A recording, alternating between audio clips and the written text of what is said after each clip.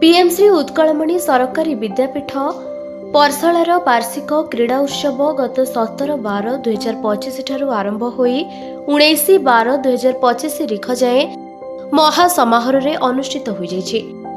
उद्घाटनी उत्सव रे ग्राम रे थिबा मुक्तेश्वर महादेवଙ୍କ मंदिर निकटरू मशाल प्रज्वलन करी विद्यालयर छात्र छात्री क्रीड़ा प्रांगण को आनिथिले।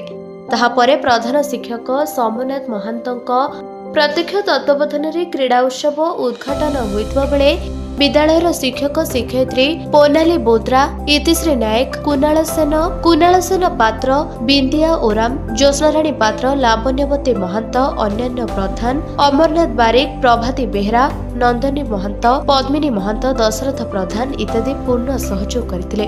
क्रीडा रे 50 मीटर, 100 मीटर, 200 मीटर, 400 मीटर दौड़ी डिया, पुची, शॉर्टपुट, डिस्कस थ्रो, लंब डिया, उच्च डिया आदि रहितबा बेले एथिरे बालबटिका ठारू 10म श्रेणी जाए छात्र छात्री अंशग्रहण करथिले।